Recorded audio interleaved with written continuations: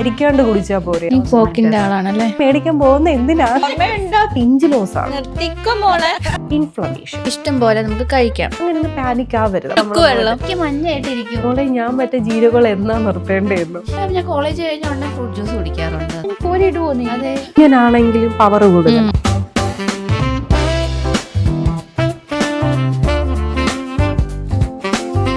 Coke ആണെങ്കിലും full sugar അല്ലേ? അപ്പൊ ആ സെയിം അളവിൽ ഇപ്പൊ ഫ്രൂട്ട് ജ്യൂസ് കുടിച്ചാലും അതും ഷുഗർ തന്നെ അല്ലേ? ഫ്രൂട്ട് ജ്യൂസിന്റെ കാര്യം, ഫ്രൂട്ട് ജ്യൂസ് നമ്മളെ പേഴ്സണെ ഡിപ്പെൻഡ് ചെയ്തിരിക്കും. ഞാൻ പറഞ്ഞു ഇപ്പൊ ഹീമോഗ്ലോബിൻ നമ്മൾ ഭയങ്കര കുറവാണ്, ആള് മാൽ ന്യൂട്രീഷൻ ആണ്, എങ്കിൽ നമുക്ക് ജ്യൂസ് ഫോമിൽ കൊടുക്കാം എന്ന് പറയുമ്പോൾ പെട്ടെന്നൊന്ന് ബോഡി ഒന്ന് ഓക്കെ ആയിട്ട് വരാനായിട്ട്.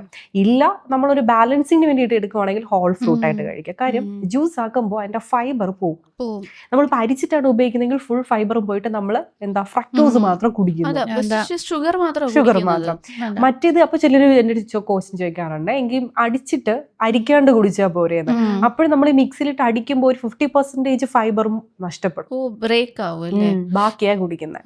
സോ അതുകൊണ്ട് ഞാൻ പറയുന്നത് ഇങ്ങനെ തന്നെ എന്നല്ല, നമ്മൾ ഓരോ വ്യക്തിയും സാഹചര്യം അനുസരിച്ചിട്ട്. ഇപ്പൊ നമ്മൾ പുറത്താണ്, ഇപ്പൊ ഞാൻ പറയാം 100% എല്ലാം പെർഫെക്റ്റ് ആയിട്ട് ഡയറ്റ് എടുക്കണം, നമ്മൾ ചന്ദ്രയിലും പോയി ജീവിക്കേണ്ടി വരും. കറക്റ്റ്. കാര്യം നമുക്ക് ട്രാവൽ വരാം, അപ്പോഴെല്ലാം നമുക്ക് വീട്ടിൽ നിന്ന് ഫുഡ് കൊണ്ടുപോകാൻ പറ്റത്തില്ല. പുറത്തു നിന്നൊക്കെ നമ്മൾ ഇതുപോലെ ഒരു ട്രാവലിലാണ്, നമുക്ക് വേറെ ഓപ്ഷൻ ഉണ്ടെങ്കിൽ ഫ്രഷ് ജ്യൂസ് കുടിക്കാം, ഷുഗർ ഇല്ലാണ്ട് ജ്യൂസ്. സോ ഇങ്ങനെ ഞാൻ പറയാം എപ്പോഴും നമ്മൾ ഡയറ്റിനെ കോമ്പൻസേറ്റ് ചെയ്യാം. കുറെ പിള്ളേർ ഇങ്ങനെ വന്നിട്ട് പറയും, ഇല്ല ഞാൻ കോളേജ് കഴിഞ്ഞ ഉടനെ ഫ്രൂട്ട് ജ്യൂസ് കുടിക്കാറുണ്ടെന്ന്. പക്ഷെ അവരിടുന്ന ഷുഗർ കണ്ടിട്ടുണ്ടോ? ഇങ്ങനെ അതാണ് ഈ ജ്യൂസ് കടയിൽ അടിക്കുന്ന ആൾക്കാർ. അങ്ങനെ ജ്യൂസ് ലൈം കുടിക്കുന്നുണ്ടല്ലോ, ഇപ്പൊ വേനൽക്കാലം അല്ലേ, ലൈമും ഇതുപോലെ പഞ്ചസാര ഇത്രയും കുടിച്ചിട്ട് വലിയ കാര്യമില്ല, പെട്ടെന്ന് പ്രീ ഡയബറ്റിക് ആവും.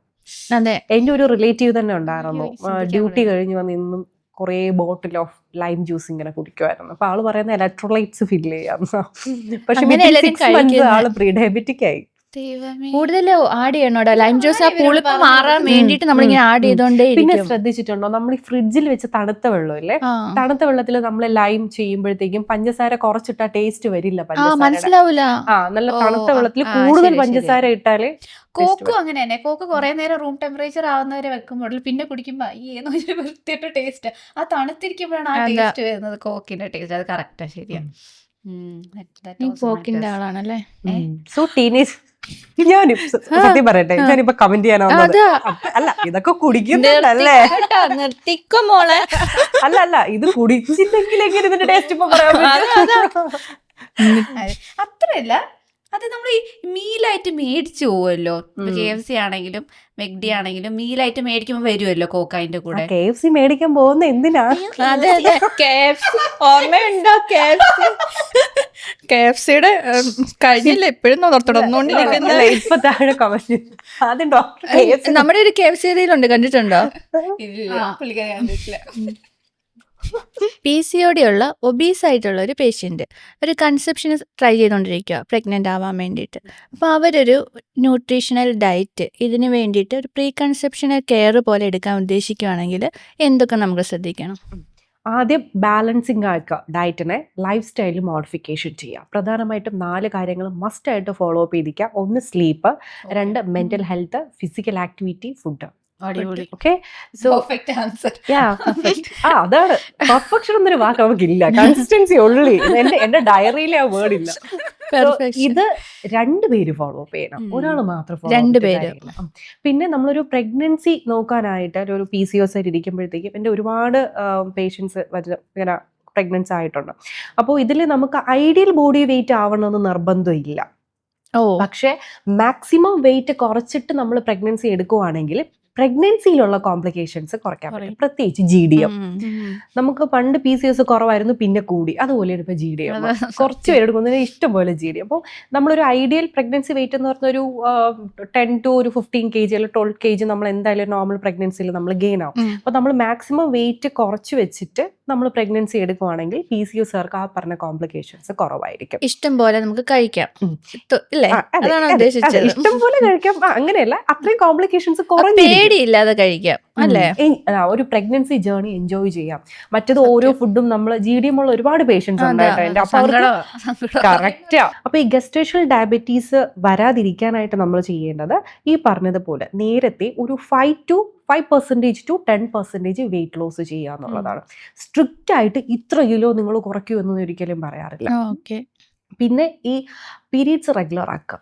PCOSകാർക്ക് ഇപ്പോൾ എൻ്റെ പേഷ്യൻസിൽ ഒരുപാട് വെയിറ്റ് ലോസ് കിട്ടാറുണ്ട്, അതിനേക്കാളും പെട്ടെന്ന് പീരീഡ്സ് റെഗുലർ ആവും ഡയറ്റ് എടുക്കുമ്പോൾ, ഈ പറഞ്ഞ എടുക്കുമ്പോൾ. അങ്ങനെ അവർ പെട്ടെന്ന് പ്രഗ്നൻ്റ് ആവും. ഇങ്ങനെയാണ് കൂടുതലും ആൾക്കാർ പെട്ടെന്ന് കൺസീവ് ആവുന്നത്. പിന്നെ ഞാൻ പറയുന്നത് പാർട്ട്ണറും കൂടെ ചേർന്നിട്ട് എപ്പോഴും ഡയറ്റ് എടുക്കാം. ഇത് അവർ നമ്മൾ ഒരു ടുഗദർ ആയിട്ട് എടുക്കുന്ന അവർ തമ്മിലുള്ള ഒരു ബോണ്ട് നന്നായിട്ട് കൂടും. പിന്നെ ഒരു ഹെൽത്തി ബേബി ആണല്ലോ നമുക്ക് വേണ്ടത്. സോ അതും നല്ല രീതിയിൽ ഹെൽപ്പ് ചെയ്യുന്നതാണ്. സോ രണ്ടുപേരും ചേർന്ന് എടുക്കുന്നതാണ് ബെറ്റർ.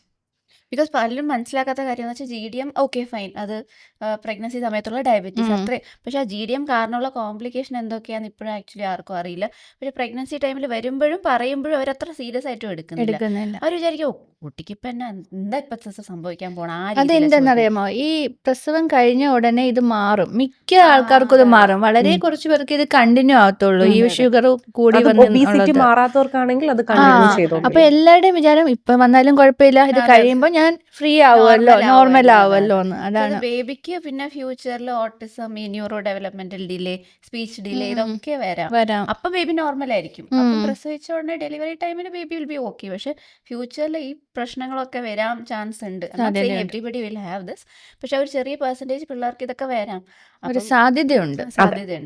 അപ്പം നമ്മള് ഹെൽത്തി ആയിട്ടിരിക്കുന്നതാണ് എപ്പോഴും. പ്രീ കൺസെപ്ഷനലി ആൻഡ് കൺസെപ്ഷനലി എല്ലാം ത്രൂ ഔട്ട് പ്രഗ്നൻസി നമ്മൾ അല്ലെങ്കിലും നമ്മുടെ ഒരു റെസ്പോൺസിബിലിറ്റിയാണ്. നമ്മൾ കൺസെപ്ഷന് ട്രൈ ചെയ്യുമ്പോൾ നമ്മൾ ഹെൽത്തി ആയിട്ട് ഇരിക്കുക എന്നുള്ളത്. ഒരു കുട്ടിയെ നമ്മൾ ജനിപ്പിക്കുക. എനിക്ക് തോന്നുന്നു ഇപ്പൊ കുറച്ചുകൂടെ അതിൽ അവയർനെസ് ആണ് കപ്പിൾസ്.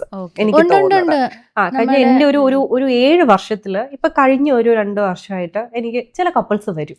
എന്ന് വെച്ചാൽ ഞങ്ങളൊരു 6 months അല്ലെങ്കിൽ ഒരു 4 months കഴിഞ്ഞ് ഞങ്ങൾ പ്രഗ്നൻസി നോക്കാൻ പ്ലാൻ ഉണ്ട്, ഞങ്ങൾ എന്തൊക്കെ ടെസ്റ്റ് ചെയ്യണം, ബേസിക് ആയിട്ട് ഞങ്ങൾ എന്തൊക്കെ ടെസ്റ്റ് ചെയ്യണം. ചിലർക്ക് എനിക്കൊരു IT കപ്പിൾസ് വന്നിട്ടുണ്ട്, അവർക്ക് വേറെ ഒബീസ് കണ്ടീഷനോ വേറെ പ്രശ്നമൊന്നുമില്ല, എന്നാലും അവർ പറയും എന്നാലും ഞങ്ങളുടെ ലൈഫ് സ്റ്റൈൽ, ഒരു ഹെൽത്തി ബേബിക്ക് ലൈഫ് സ്റ്റൈൽ എങ്ങനെ ബെറ്റർ ആക്കാം. സോ അങ്ങനെ ചിന്തിക്കുന്നവരും ഉണ്ട്. അതിന്റെ പോപ്പുലേഷൻ കുറച്ച് കൂടട്ടെ എന്നാണ് ഞാൻ പറയുക. നമ്മുടെ ഞാൻ ആയുർവേദയാണ് കേട്ടോ. അപ്പൊ ആയുർവേദയിൽ പ്രീ കൺസെപ്ഷൻ കെയർ ഒരു മേഖലയാണ്. അപ്പൊ ഒത്തിരി പേഷ്യൻസ് നമുക്കിപ്പോ ഉണ്ട്. ഈ ഇതിന് ട്രൈ ചെയ്യുന്ന ആൾക്കാർ വരും, നമ്മൾ എന്തൊക്കെ ചെയ്യണം, ആയുർവേദ ട്രീറ്റ്മെന്റ്സ് എന്തൊക്കെയാണ്, മെഡിസിൻ എന്തൊക്കെ എടുക്കണം എന്നൊക്കെ ചോദിച്ചു വരും. പ്രീ കൺസെപ്ഷൻ കെയർ എന്ന് പറഞ്ഞിട്ട് പോസ്റ്റ്നേറ്റൽ കെയർ പോലെ തന്നെയാണ് പ്രീ കൺസെപ്ഷൻ കെയർ. അതിപ്പോ ഭയങ്കര ഇമ്പോർട്ടന്റ് ആണ്. PCOD ഉള്ള സ്ത്രീകൾക്ക് എന്തുകൊണ്ടാണ് വെയിറ്റ് കുറയ്ക്കാൻ ഇത്ര ബുദ്ധിമുട്ട് ബാക്കിയുള്ളവരിലേക്കാളും? PCOS ഉള്ളവർക്ക് നമുക്ക് പ്രധാനമായിട്ട് അറിയാം ഹോർമോണൽ ഇംബാലൻസ് ഉണ്ടാവും, ഇൻസുലിൻ റെസിസ്റ്റൻസ് ഉണ്ടാവും. സോ ഇതുകൊണ്ട് തന്നെ നോർമൽ ഒരു ഫീമെയിലിനെക്കാളും കുറച്ചുകൂടെ വെയിറ്റ് ലോസ് കിട്ടാൻ ടഫ് ആയിരിക്കും. ഇപ്പൊ ഫോർ എക്സാമ്പിൾ ഒരു ഹെൽത്തി ഫീമെയിലിന് ആണോ അതോ ടൈം എടുക്കും എന്നാണോ? ടൈം എടുക്കും. മീൻസ് നമ്മൾ കമ്പാരിസൺ വരുവാണെങ്കിൽ ഇപ്പോൾ ഒരു മന്തിൽ ഒരു 3 to 5 kg അല്ലെങ്കിൽ ഒരു 6 kg ഒരു ഫീമെയിലിന് കിട്ടുമെന്ന് വിചാരിക്കാം. ചിലപ്പോൾ ഇവിടെ കിട്ടുന്ന 3 kg ആയിരിക്കും, അല്ലെങ്കിൽ ഒരു 3.54 kg ആയിരിക്കും. എല്ലാ PCOSകാർക്കും അല്ല കേട്ടോ. കാര്യം എന്നെ പേഷ്യൻസിൽ എന്നെ പോലും ഞെട്ടിച്ചുകൊണ്ട് PCOS പേഷ്യൻസിന് 7 kg ഒക്കെ കുറഞ്ഞ പേഷ്യൻസ് ഉണ്ട്. അപ്പൊ എല്ലാവരെയും ബോഡി നമുക്ക് ഒരുപോലെ പറയാൻ പറ്റില്ല, പക്ഷെ കമ്പാരിറ്റീവ്ലി കുറച്ച് കുറവായിരിക്കും. ഇതിൽ നമ്മൾ നോക്കേണ്ട ഇഞ്ച് ലോസ് ആണ്. ഇഞ്ച് ലോസ് ആണ് നമ്മൾ PCOSകാർക്ക് നോക്കേണ്ടത്. ഞാൻ പറയുന്നത് എല്ലാവരും എല്ലാ ദിവസവും രാവിലെ പൊതുവേ പറയുന്ന വെയിറ്റ് നോക്കരുത് എന്നാണ് കേട്ടോ. അപ്പൊ ഞാൻ ഈ റെഗുലർ ഫോളോ അപ്സ് ഒക്കെ ചെയ്യുന്ന പേഷ്യൻസിന് നോക്കാൻ പറയും. അത് എന്റെയും അവരുടെയും കുറച്ചുകൂടെ നെക്സ്റ്റ് ഡേയിലെ ഒരു കാൽക്കുലേഷന് വേണ്ടിയിട്ട്. പക്ഷെ ഇങ്ങനെ ഭയങ്കര ഫിയർ ആ വെയിറ്റ് നോക്കാനായിട്ട്. പിന്നെ അത് തന്നെ അതിൽ ആങ്സൈറ്റി അടിച്ചിരിക്കും ഓരോ ദിവസം. സോ അങ്ങനെയുള്ളവർ ഒരിക്കലും റെഗുലർ ആയിട്ട് വെയിറ്റ് ചെക്ക് ചെയ്യരുത്. ഒരു വീക്ക്ലി കൂടുമ്പോൾ മാത്രം. പിന്നെ ഞാൻ നേരത്തെ പറഞ്ഞ പോലത്തെ വേസ്റ്റും ഹിപ്പും നിങ്ങൾ മെഷർ ചെയ്ത് വെച്ചേക്കുക. ഉറപ്പായിട്ട് നിങ്ങൾക്ക് ഫാറ്റ് ലോസ് കിട്ടിയിരിക്കും. നമ്മൾ ഡയറ്റ് നമ്മൾ പ്രോപ്പറായിട്ട് ചെയ്യുന്നുണ്ട്, പക്ഷെ എൻ്റെ വെയിറ്റ് മെഷീനിൽ മാറ്റുന്നില്ല, അങ്ങനെ ഒന്ന് പാനിക് ആവരുത്. ഇനി വേറൊരു പോയിന്റ് ഉണ്ട്, ഇൻഫ്ലമേഷൻ. കാര്യം ഇനി ഇതിൽ തന്നെ വേറൊരു കാര്യമുണ്ട്. കാര്യം ഞാൻ പറയും നിങ്ങൾ വേസ്റ്റ് ഹിപ്പ് നോക്കൂ, ഡ്രസ്സ് ഇട്ട് നോക്കൂ. ചിലവർ പറയും എനിക്ക് ഒതുങ്ങുന്ന പോലെ ഫീൽ ചെയ്യുന്നുണ്ട്, പക്ഷെ ഡ്രസ്സ് ഫിറ്റ് ആവുന്നില്ല, ഡ്രസ്സ് വീണ്ടും ടൈറ്റാ. അങ്ങനെ പറയുമ്പോൾ നിങ്ങൾ പോയി CRP എന്തെങ്കിലും ചെക്ക് ചെയ്യുമോ, ഇൻഫ്ലമേഷൻ ഉണ്ടോ എന്നുള്ളത് നിങ്ങൾ ചെക്ക് ചെയ്യാം. ഒരു ഇൻഫ്ലമേഷൻ ഉണ്ടെങ്കിൽ ഒരു ആന്റി ഇൻഫ്ലമേറ്ററി ഡയറ്റ് കൂടെ ആഡ് ഓൺ ചെയ്താൽ കുറച്ചുകൂടെ റിസൾട്ട് കിട്ടും. അല്ലെങ്കിൽ ആന്റി ഇൻഫ്ലമേറ്ററി എന്ന് പറയുമ്പോഴത്തേക്ക് നമുക്കിപ്പോൾ ജിഞ്ചർ, ഗാർലിക്, ടേമറിക്, ഇത് ഭയങ്കര ഒരു മാജിക് ഡ്രിങ്ക് എന്നല്ല ഞാൻ പറയുന്നത്, ഒരു കൈ സപ്പോർട്ട്. അത് നമ്മളൊരു നോർമൽ ഡയറ്റിലൂടെ എടുത്ത് ഇതും കൂടെ ഒരു സപ്പോർട്ട്. ഇപ്പോൾ പാല് നമ്മൾ നേരത്തെ പറഞ്ഞില്ലേ, ഈ പാലിൽ നമുക്കൊരു ഇൻഫ്ലമേഷൻ ഉള്ള ഒരു പേഴ്സൺ ആണെങ്കിൽ രാത്രി കിടക്കുമ്പോൾ 1 ഗ്ലാസ് പാലിൽ പാട മാറ്റിയിട്ട് കേട്ടോ, പാസ്ചറൈസ്ഡ് ആയിട്ടുള്ള പാലിൽ ഒരു പിഞ്ച് ടേമറിക് പൗഡർ, പിന്നെ ഭയങ്കര കഫായിട്ടുള്ള വ്യക്തിയാണെങ്കിൽ കുരുമുളക് പൊടിയില്ലേ അത് വേണമെങ്കിൽ ഒരു പിഞ്ച് വേണമെങ്കിൽ. ഓക്കെ, ഇതും ഒരു ആന്റി ഇൻഫ്ലമേറ്ററി. സോ ഇത് നമുക്ക് യൂസ് ചെയ്യാം. ഇനി നമുക്ക് ടേമറിക് വാട്ടർ ആയിട്ട് എടുക്കാം. പാലെടുത്തില്ല എന്നുണ്ടെങ്കിൽ ഹോട്ട് വാട്ടറിൽ 1 പിഞ്ച് ടേമറിക് പൗഡർ ഇട്ട് ജസ്റ്റ് ഒന്ന് കലക്കിയിട്ട് അതും വേണമെങ്കിലും നമുക്കൊരു ആന്റി ഇൻഫ്ലമേറ്ററി ആയിട്ട് എടുക്കാം. ലൈം ഒരു ആന്റി ഇൻഫ്ലമേറ്ററി ആണ്. സോ പിന്നെ നമുക്ക് ഈ കാൽഷ്യം അയൺ ഇൻടേക്ക് ചെയ്യാനായിട്ട് ഡ്രിങ്ക്സിന്റെ കാര്യം പറഞ്ഞതാ. ഈ cumin seed, black cumin, sesame seeds, ajwain ഇതൊക്കെ ഇട്ട് വെള്ളം തിളപ്പിച്ച് കുടിക്കുന്നത് നമുക്ക് കാൽഷ്യം ഇൻടേക്ക് കൂടാനായിട്ട് ഹെൽപ്പ് ചെയ്യും. അതായത് ഈ ജീരകവെള്ളം അങ്ങനെയാണോ? ജീരകവെള്ളം പോലെ എടുക്കുന്നത്.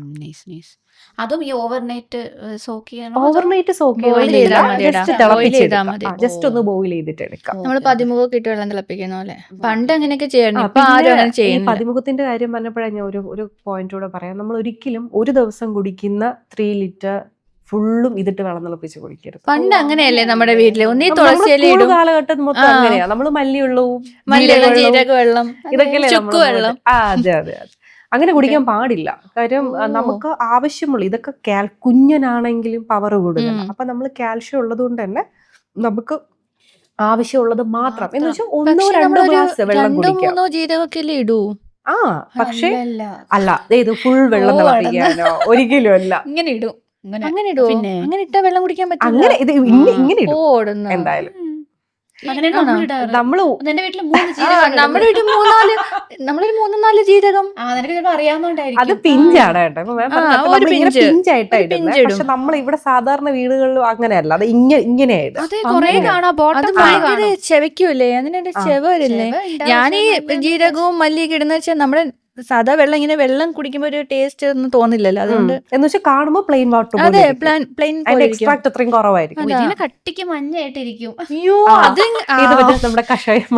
ഇതാണ് നമ്മൾ തമ്മിൽ ഇതാണ് ഒരു മിസ്കമ്മ്യൂണിക്കേഷൻ വരുന്നത്. നമ്മൾ ജീരകവെള്ളം കുടിക്കണമെന്ന് പറയും ആളുകൾ ഇത്ര ക്വാണ്ടിറ്റി. എന്റെ ഒരു എക്സ്പീരിയൻസ് ഞാൻ പറയട്ടെ. ഞാൻ നിംസ് ഹോസ്പിറ്റലിൽ വർക്ക് ചെയ്തിരുന്ന സമയത്ത് 2 കേസ് ഉണ്ട് കേട്ടോ. അപ്പോൾ ഒരാൾ വന്നിട്ട് ഈ പറയുന്ന ഒരു അച്ഛനും അമ്മയും ഒരു നല്ല ഏജ് ആയിട്ടുള്ള ആൾക്കാർ ഇതുപോലെ വന്നു. അപ്പൊ അമ്മയ്ക്ക് ഭയങ്കര ക്ഷീണം, ടയർനെസ് ആയിരുന്നു. അപ്പോൾ ഞാൻ ഇതുപോലെ ജീരകം ഇട്ടിട്ട് വെള്ളം തിളപ്പിച്ച് കുടിക്കാൻ പറഞ്ഞു. ആള് പോയി.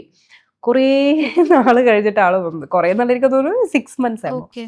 വന്നു കഴിഞ്ഞിട്ട് ആൾക്ക് കിഡ്നി സ്റ്റോണിന്റെ ഹിസ്റ്ററി ആയിട്ടാണ് വന്നത്. ഇതുകൊണ്ട് കിഡ്നി സ്റ്റോൺ വന്നു എന്നല്ല ഞാൻ പറയുന്നത്, പക്ഷെ ഇതൊരു റീസൺ ആയിരിക്കാം.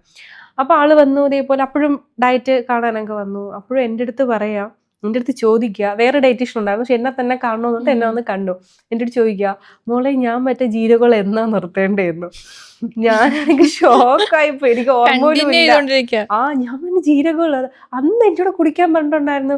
അപ്പൊ ഞാൻ പറഞ്ഞു അമ്മ അത് അമ്മയുടെ ടയർനെസ് മാറുന്ന വരെയാ കുടിക്കാൻ പറഞ്ഞു. അയ്യോ ഞാൻ ഇന്ന് വരെ ഫുൾ ലിറ്റർ ഓഫ് വെള്ളം അതാ കുടിച്ചോണ്ടിരിക്കുന്നത്. ക്വാണ്ടിറ്റിയിൽ ഇടുവായിരിക്കുവാടാ. നിങ്ങൾ പറയുന്നല്ലോ ഒരു പിടി ജീരകം. അയ്യോ അങ്ങനെ ഇട്ടോടാ. ഇത് നമുക്ക് സ്റ്റോൺ വരാൻ വൺ ഓഫ് ദ റീസൺ ആവാം. എടേ ആ ഒരു 3-4 എണ്ണം മതി, ഒരു പിഞ്ച് ഇട്ടാ മതി.